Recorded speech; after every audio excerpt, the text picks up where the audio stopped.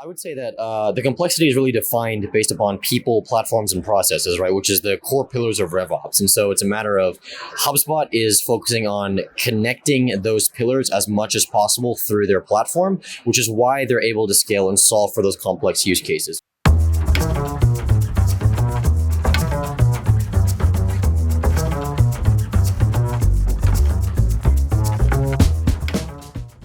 To tell the folks at home a little bit about yourself, and how you found yourself here at Inbound. Yeah. So my name is Chris Barnett. I am the founder of WORQFLOW. We are a diamond tier HubSpot Solutions partner, as well as a HubSpot certified trainer, HubSpot community champion, partner advisory council member, and we are a big HubSpot champions overall. And so we love attending Inbound, big pioneers of the platform, and overall just evangelists of what HubSpot's doing in the ecosystem. Yeah. Okay. Yeah. So what I've been doing here over the weekend over this week, is chatting with a lot of folks about what I see as kind of the growing community of what we would call, RevOps user within HubSpot, right? It seems to me that the, size and complexity of the use case of HubSpot customers has increased. Yeah. And that means, for implementation partners and for, app partners, that means that there's a lot more opportunity to, kind of meet the needs of those use cases. Yeah. But I would kind of want to hear your take on that evolution that's been going on and how HubSpot's kind of been meeting that challenge. Yeah. So I would say that the complexity is really defined based upon people, platforms, and processes, right? Which is the core pillars of RevOps. And so it's a matter of HubSpot is focusing on connecting those pillars as much as possible through their platform, which is why they're able to scale and solve for those complex use cases. So it's a matter of how does HubSpot solve for that customer within each of those pillars? How do you enable the people to do their jobs, right? How do you solve for the platform integration that gives you the visibility? How do you ensure your processes are being followed and or are automated as possible to help guide the customer to where they want to go? Because ultimately the CRM is the engine, right? It's going to take you to where you want to go with your car. And so HubSpot is really driving that methodology home through that RevOps lens. Yeah. It's super interesting. Yeah. So, I think it's interesting because a lot of times when I have a conversation with someone, it ends up going towards AI, even though I don't end up taking it there. And it just seems like it's so pervasive in all the conversations from HubSpot themselves and then just on the floor. Yeah. Are you kind of seeing that? And where do you see RevOps and, the future of AI within HubSpot where do you see that landing? Yeah. Yeah, with AI, I think if anything, AI will enable the ability to RevOps your business. And so if you're looking to improve your revenue operations, just to optimize it as a whole, AI is a tool to speed that up. And so we saw the keynote today in the spotlight from Dharmesh. Dharmesh said AI is not going to replace jobs, but it's going to give you a better one, meaning that your time is going to be more closely focused on the things that matter more. And so from my perspective, I don't fear the development of AI in the ecosystem. I think it's going to enable growth of businesses way faster than what we can ever think of. And so even then we think about the three pillars of the people, platforms, processes. AI is going to streamline all three of those massively, according to what Dharmesh told us today. Yeah. I agree. So I feel like there are kind of three tiers of people I've come across. One is afraid, right? They're afraid AI is going to take the robots are coming for my job. Yeah. And then there are people that I think won't use AI kind of on principle, and they think that if they just take a stand, eventually it'll go away, right? Yeah. And then I think there are people, and I kind of get the feeling you might be on the same page as me on this, that are using it to kind of really just 10x their productivity, right? Yeah. I see it as just a way to increase my own productivity and kind of fill in the gaps of my own kind of skill gaps. Yeah. And I think I'm interested to see where the RevOps user kind of takes that, because I know for me, I'm not necessarily a developer, right? I kind of am developer curious sometimes. Yeah. I've used ChatGPT to be able to write little programs for myself. Yeah. On my own without needing a developer. And I know that, RevOps is a pretty technical position. Yeah. It wouldn't be considered necessarily engineers, but I'm interested to see how much that gives RevOps the ability to maybe reduce friction when needing to integrate systems. Exactly. Yeah. Yeah. No. Yeah. I totally agree. I think the reduction of that friction doesn't solely apply to the platforms either, where if you can have AI programs that can, automate your processes or find new ways to optimize your processes, in addition to that, even the people aspect, right? How can AI find the right training resources or build a training program that can help enable your sales team to do the right things or enable your service reps to, do their job more effectively? I think AI is going to cover way more than just like the integration side as well, where it's, it's going to streamline so much. And I think that, those that are hesitant with it, I mean, AI has been around a lot longer than what everyone thinks, where it's like the Alexa and the Siri in your house, or it's the Siri in your phone. Like, that's an example of AI. I mean, maybe in like a rudimentary way compared to what we're talking about, but still at the same time, it's already helping people now in their personal life outside of business. And so apply that same use case to businesses, and you can see how it can, revolutionize, the ecosystem as a whole. Yeah. I do think that there's a bit of kind of ignorant, I don't know if ignorance is the right word, but people don't realize how much artificial intelligence, machine learning has impacted our lives already. I mean, search is essentially a form of that. Yeah. And so we've all been kind of living in that world. Every time you're texting on your phone and it kind of completes a sentence for you. That's basically a large language model in some way, or generative AI. And so, I think that I think the fear, both the fear and the hope, I think both sides of that spectrum might be overblown, right? I don't think AI is going to be like the thing that, is going to change the world to this utopian future, but I don't think it's going to necessarily be dystopian future either. I agree. But I think it's going to be very exciting times for folks like us. Yeah. And I'm interested. Sorry about that. Sit spam. So I'm interested to know, kind of changing gears a little bit from your perspective. You said this was your fifth inbound. So A, how does this year stack up? And B, what are you either looking forward to the most, or that you've seen that you found the most insightful? Yeah. So inbound has evolved massively over the last, let's call it 9 years, right? Because I think the CRM was released in 2014. And so 9 years ago, right? Sales Hub just got revamped, like today was the release of it. And so it's a matter of HubSpot is always optimizing and updating the platform because they're listening to the feedback of the customers and the partners, right? And so I think I've been most excited for that, to see, inbound usually has all like the greatest product updates for the year during this week. And so that's always what I look forward to most, is what revolutionary technology or what revolutionary product updates are going to come out that can help my customers succeed more. And so I think in addition to that, it's covering the sessions and the content and the education that comes from all the different thought leaders and industry leaders that are attending and speaking here. It's just, even like Deal Hub is a great example. Like, you guys are getting amazing exposure here, and you have a product that is going to seriously help all the customers in the ecosystem that struggle with, CPQ and billing and subscription management and things like that. And so, it's an opportunity to basically better the businesses globally in the ecosystem, Yeah, I agree. I think it's been really exciting for me as well. So my first inbound was, the last inbound when I went to was still virtual. So this is kind of the first real one. And I agree with that. And I think that one of the things I really appreciate about HubSpot is really the focus on community. And it's been a lot of fun to see people in person that, you immediately kind of recognize their face from either, a Slack community or a LinkedIn. So really appreciate it. Yeah, appreciate it. Yeah, man.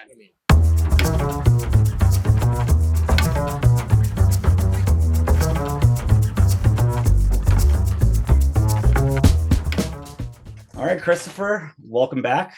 We are now a few weeks, almost 2 months out from when we last spoke at Inbound. And I wanted to, have a follow up with you about some of the things we talked about and how things are going for you since then, and some of your observations on how, the team at HubSpot has been rolling out some of these new features to support some of the RevOps functions, and just get your view on, now that you've digested what we went through with that long week, how it's impacted the work that you're doing.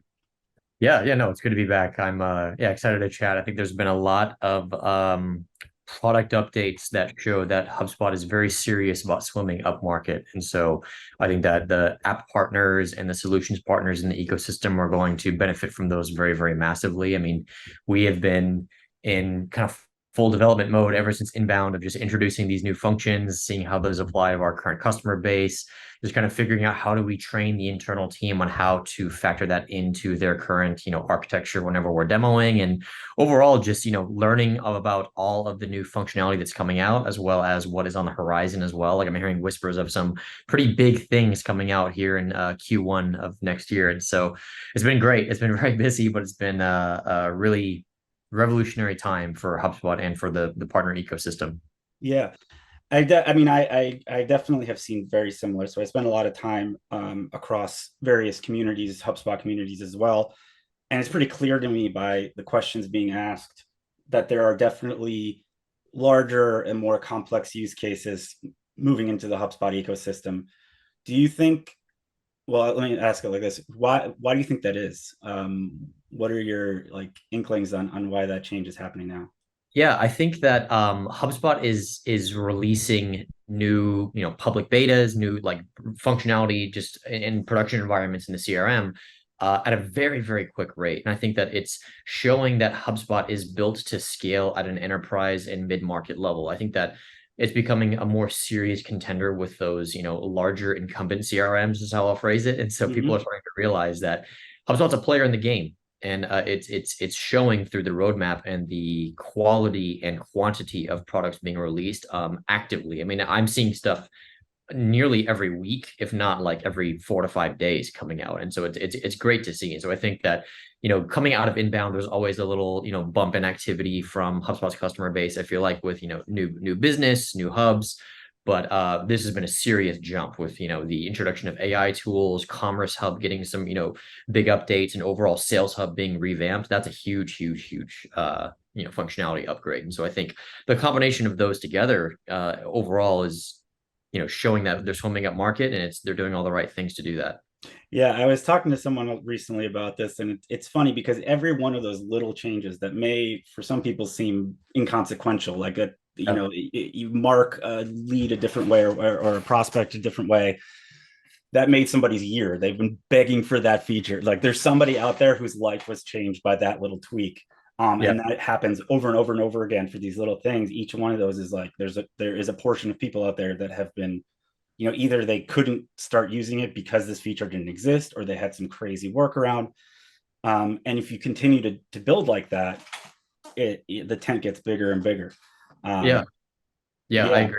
I think it's I hear the phrase "death by a thousand cuts" sometimes, and I think it's kind of the inverse of that, where like a lot of people will leave HubSpot or leave other CRM platforms because there's a bunch of little things that it doesn't do. But then ultimately, when you have the flip side of that coin, which is okay, now there's like little things being fixed here and there gradually, like it's being optimized at an ongoing rate that ultimately benefits the customer base and attracts a lot of new business to the platform. And so yeah, I couldn't agree more. Yeah. Yeah, it's a lot of fun watching people's reactions, and it's a lot of fun seeing some of the non-standard use cases coming in and people asking about how do I support this? What is how do I deal with tracking ARR when you have a renewal deal? Is it the same deal? Like there are all these really kind of intricate things, and it's really fun to see those things being hashed out, and exciting. Um, I guess kind of piggybacking on that, are you seeing? Well, let me take a step back. One of the reasons I've heard that when I would ask, somebody that was on, let's say, a more traditional CRM, um, why they couldn't, why not consider something like HubSpot that's at a lower price point, and it was always just kind of this article of faith that it couldn't support their use case. Not like there was any like proof of it, but it was just like there's no way, only Salesforce can support this. It seems like it's a very sticky problem, because there are people who's just that's just they believe that, and I don't know how much you can prove it. I think part of it is the cost pressure, right? I think Salesforce increased their prices across the board. There was definitely some buzz around that. That's probably pushing people. I think that there is just generally budgetary issues companies are having, and trying to figure out how they can get the same or functionality with a much lower cost. Um, do you find that like as a hurdle that you have to overcome when talking to people? Yeah, definitely. I mean, especially when we have these leads or customers that are bigger organizations, they kind of think that the natural transition is you start with HubSpot CRM and end with Salesforce CRM, which really isn't the case anymore. And so we're seeing that HubSpot is able to scale with the business through the entirety of that, company's life cycle. So from, one employee all the way up to 1,000 employees, like HubSpot is now able to do it all. And I think that the reason that that's kind of the I don't know, like the stigma, if you will, with HubSpot compared to Salesforce is, HubSpot's CRM functionality is relatively new. I mean, HubSpot didn't start as a CRM; it started as a marketing automation platform, and so people don't really take it as seriously compared to Salesforce because Salesforce started as a sales focused CRM, and so I think it's an uphill battle to overtake that that top slot on G2 or whatever it is as far as the best software out there, but it's HubSpot's made giant improvements to get there, and if anything, like it's now a major contender. It's the contender with Salesforce. Like it's in that order of operations. It's always HubSpot versus Salesforce. You may be able to throw some other smaller ones in there, but it's always those two pitted up against each other, which shows that HubSpot has made such giant leaps towards being able to compete against a more purpose-built CRM, even though they started as a marketing automation platform. Yeah. Yeah, they have a very interesting way of iterating their products, like starting at a very minimum viable product and building on it. And they did that for the CRM, they did it for the CMS, they did it for kind of everything. It's a very interesting process that they have. I kind of wanted to switch gears a little bit to some of the things that I've talked to a lot of RevOps folks, a lot of people on go-to-market teams over the last few months, and tried to kind of get a feel for the impact that some of these changes in the macroeconomic situation have had on tech companies. We all kind of know that there's been a lot of challenges over the last year, but specifically from RevOps, some of the challenges they were seeing. And one of the ones that really stuck out to me, and I don't know if you see this in your world and kind of want to get your thought on it, was there was a very long time where every company was like, we have to be PLG, we got to do PLG, even though even if they didn't even know what that meant. It was like their investors were like, you got to do PLG, you got to do PLG, and it was just like everyone talking about it. And then we saw this shift where the market got tighter, churn got higher, cost of acquisition got higher, and that story that was being told about this is the silver bullet seemed to change. And what I'm hearing from some RevOps folks is like, that's the challenge now. They're like, we have to do a U-turn again and build in a sales led motion at least, and not be completely focused on that. I know that's kind of in the weeds, but is that a trend that you see as well? Is there anything you can speak to about that? Yeah, I definitely think it's a trend. I think that in addition to being product led in that previous era, if you will, I think now it's more about being revenue led more than anything else. And so it's about how can we find the actionable data that ultimately leads to more like revenue focused decisions inside of the business. And so that means going back to the CRMs, you have to have a really solid CRM to make those decisions. And so ultimately, like I say this all the time, the best kind of data is the most actionable type, right? And so, being product led is, obviously very attractive and something that a lot of companies should focus on, but ultimately revenue drives a business, a product does not drive a business. And so I think now the focus is, how can I focus my business around positive revenue driving activities on a day-to-day, week-to-week basis overall. So that's what I'm seeing in the world of RevOps for sure. Yeah, I agree. And I think that's kind of globally something people are starting to catch on to. I don't know if everyone is, and that is that like there was always this growth at all costs mentality, right? It doesn't matter how much it costs to acquire a new customer, just get them in the door, and we'll figure it out later. And obviously that has changed considerably. And the companies I think that are winning right now are the ones that are able to, like you said, use data to identify, expansion, upsells, decrease churn, look for those signals, and being able to move quickly to take action on that. And not only incentivizing based on net new business, but incentivizing based on net revenue retention as an example. But it doesn't seem like that's been. It still seems like there are people who assume this is an anomaly and that we'll shift back to, the 2021 world of software sales. Yeah, I kind of want to. Is that something that you see as Yeah. well? I mean, I don't think that this is a fad. I mean, like Yeah, I've known of other fads where it's like, everyone wanted to do SEO at one point. That's all they wanted to do. There's always been fads out there where like, remember there was smarketing was a big one back in the day. And so like there's always a fad at some point in time. With RevOps, I don't think this is a fad because now we're focusing on how we can bring our entire customer journey together. Because now it's not so siloed inside of businesses where you have marketing is here, sales is here, customer success is here. Now RevOps is focusing on that entire customer journey, right? So it's figuring out what channels are driving the most revenue, right? How can we, influence churn in a positive way through our marketing and sales effort post sale? And so it's one where the revenue operations lifecycle is so much more broad than just a marketing specific function or a sales specific function. Like RevOps goes well beyond the realm of sales. It's about the entire journey. And I think that the quicker that people realize that, the quicker that businesses are able to implement that structure, the more successful they'll be. And they'll realize that this is truly a methodology that they can build an entire, strategy around from a business perspective, not just lean into this, hot thing that everyone's doing right now in the ecosystem. yeah. As a marketer, I cringe at the latest, terminology some company put out there so that they could win on SEO, right? Like, just I could go through a million of them. But I'm interested. I agree. I don't think it's a fad. I think that RevOps was the number one most sought after job on LinkedIn last year. Having kind of been in this world for a few years now, watching this happen, going from people not even really knowing what this job title was to it being kind of table stakes has been really interesting. One of the challenges I still see is one of definition of what RevOps is, right? So it's one of these things where okay, you need to have a RevOps person, but a company will hire a RevOps person and they're essentially an admin for the CRM or something like that. Whereas, I think that a successful revenue operations function and kind of mentality would mean that someone in that role would actually be strategic rather than just kind of tactical.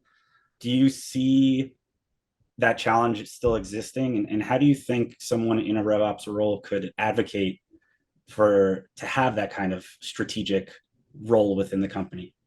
Yeah, no, I agree that I think with something that's still so new, if you will, in terms of how it's defined, Yeah. that there's different levels to how you lean into RevOps. And so for me, it's all about the people, platforms, and processes in a business and how those influence positive revenue towards, your efforts in the business. And so with that, strategy should be at the heart of everything that you do in the world of RevOps. And so strategy is usually driven by data. Everyone talks about how they want to be data driven with their strategy. So that means that the platforms have to support that initiative, right? The processes of how you collect the data, how you enter the data, how it is, aggregated together and visualized is a really important part of it. Then the people aspect is also arguably the most important part, right? And so it's how are your sales reps being enabled or empowered to go and sell through their CRM, through their platforms. And so I think that if you're hiring for a RevOps role, it needs to be very, very strategic around those three main pillars of people, platforms, processes. And I think now it's still people aren't quite sure on, how it's defined specifically, but they're doing some level of it in some, facet of their business somewhere. It's just a matter of defining it, nailing it down, and then making it more strategic so that they can see the positive impact on the business. Yeah, and I think that's a really great way to look at it with those three pillars. I find that often people will immediately revert to the platform part, meaning they're looking for a technological solution to a problem without really, giving much attention to the process problem. And I find that when you do that, that just amplifies whatever the problem was with the technology. And I think I suffer from this too. I love going on product hunt and finding the latest thing. And, but if there's no strategy behind how this will be used and why you need it, then it's just another future shelfware, as it were. Yeah. Yeah. Yeah. I wonder, in an ecosystem like HubSpot, where there's so many, add-ons that you can get, do you find that people will often kind of focus on those without really focusing on the process problem, they'll say, oh, well, I found a plugin for that, or whatever it is. But that never actually, it doesn't necessarily fix the problem. Yeah, I definitely think so. There's always that like, shiny object attraction, if you will, to like certain add-ons or new software, if you will, where, AI is kind of that shiny object right now, where it's like everyone wants to lean into AI. It's like, I want to automate all of my customer service to be AI driven. And so like to a certain degree, that's very helpful, right? And so like there are objects out there that can help you, just your business succeed to a whole other, echelon. But ultimately it's about thinking about the end state is a big thing that I, kind of think about with RevOps is this solving a pain point now? And will this solution help us get to become $1 billion company? And so thinking about, are we solving a short-term solution by just like patching a hole in the boat, or are we actually guiding the ship to that North Star where we want to get to? And so I think that it's a matter of the RevOps focus thinks about the entire journey, not just the pain point now or what we're looking to solve. And so it's very process driven from that standpoint, where it's a matter of, is this a short-term solution, right? Or is this one where we can factor this into the process and change our, strategy to get to that North Star? And so it's a little bit about being data-driven. It's a little bit about being, focused on that North Star mission and not just solving those immediate pain points. Yeah, it's a challenge. Like, how do you weigh the immediate fire that you need to put out with the long-term vision of, what you want to get to? And I've actually talked to a lot of people who that's kind of the main challenge that they have. And I don't know if there's an answer for it, as much as you have to kind of weigh the cost benefit of each. I did want to transition. We were talking about shiny object syndrome and that shiny object being AI, and that was definitely something I think we talked about at Inbound. It was something I talked to everybody at. It was the one thing everybody brought up. I personally am a big fan of using large language models from a marketing perspective. I do think that there's a lot of stuff that was essentially a wrapper for ChatGPT that came out that people assumed would be solve a problem better than it actually does. Do you see some of that waning, that people that kind of euphoria people had, where it was just like, all I need is ChatGPT and I can run a business without it, I can fire everybody? Do you see that changing, or are people still doing that? Yeah, I don't think it's changing. I think it's evolving to be a little more advanced than just like write a blog post for me or whatever it is. I'm seeing a lot more developments in the world of like, help me analyze this data set is kind of the main like thing that I'm seeing as the new hot like subtopic in AI, because the more that you can lean on, a platform like that to help assist you in your job role, the better you're going to be. So like I'll quote Dharmesh from Inbound. He said, AI is going to take your job and give you one that's better. That's exactly what's happening with a lot of these functions. And so it's, how can we use AI to help us better perform within the business, better perform within our job roles? And I think that it's becoming way more advanced than just, write me a paragraph here and there, or write my content for this podcast or whatever it is. I think it's a matter of, how can I optimize my, deal data that I have right now to show me trend analysis over time, and like and more advanced things like that, which are super helpful because it takes usually a human to run those types of reports. And now we can have, AI do it for us. I mean, that's extremely valuable. I agree. I think that the value of AI, machine learning on trend analysis and signal identifying and leading indicators in your data is going to be the biggest value for folks. It's not going to be write me a blog post or an email cadence, because I don't know if other people, I can almost always see when something is written by ChatGPT. Yeah. It's like there are certain tells that, and it's just like immediately I know it was written by ChatGPT. But AI, machine learning does a fantastic job of seeing things in the data that a person might not be able to see. And so I think that it's going to, especially now in this moment where we're talking about RevOps folks and the entire journey, and being able to help companies get that revenue that may have been lost from churn or the lower budget, be able to kind of squeeze more juice out of the fruit by applying these models to identify potential opportunities. I see that as the big value going forward. Do you think so? I want to imagine that we're now a year from now, we're just coming back from inbound 2024, right? What do you think will be kind of the focus then, right? Obviously, AI was kind of like the big thing that people talked about. There was a revamp of Sales Hub. What do you think is going to be that for 2024? I know it's hard to tell the future, but do you think it's going to be just a continuation of that, or do you think there's going to be something more specific? I think to a certain degree, there will always be an AI aspect to like the product releases, especially at a big conference like Inbound. I think here's my prediction for 2024. I think that there's going to be some other major updates to the CRM in the form of like being PII compliant or HIPAA compliant. I think Mm. that would be a big overtaking for HubSpot to make that kind of move in the CRM ecosystem. And so that would be very interesting to see if the goal is to continue to swim up market. We need to be more vertically focused, and that's one of the main hurdles with some certain verticals like healthcare or like let's call it finance, fintech, whatever you want to call it, is hosting that sensitive data inside of the CRM is not possible with HubSpot. But I think that they're making some strides in secret, or hopefully they are like somewhere to make that jump in order to make that possible. So I think 2024 will be focused on maybe data sensitivity and or how we can aggregate data in a more flexible way in the CRM. So that you think that it's still going to be with an eye to that growing enterprise customer base, while still being able to support the smaller use cases. I think you're right. I'm actually, I would, had you asked me what, a year ago, what this one would have been about, I probably would have said CMS Hub, because it seemed like that was something they were really putting a lot of time into.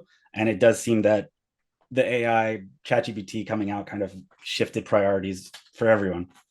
But I do wonder if, we're going to see more of that in the near future.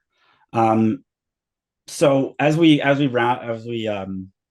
you know bring this thing to a close for our second time, um, I wanted to give you an opportunity to like tell the audience how they can find you and hear more about what you do, just so that they can keep up to date with what's going on. Yeah, LinkedIn is definitely the best place. You can also follow me in the HubSpot community. Just search for me on there, and I'm usually the first one to populate. We're always posting videos on our LinkedIn about new product updates, clever ideas and how to use the new functionality, as well as we help customers in real time in the HubSpot community. We have like 3 or 4 solutions architects that are always on there helping customers out. And so that's the best way to stay up to date with us is LinkedIn and in the HubSpot community. Yeah, that's awesome. I really appreciate it. Thank you again for taking the time again. And I'm gonna, we'll check back in on after Inbound 2024, and we'll see who's right. Sounds good. Okay.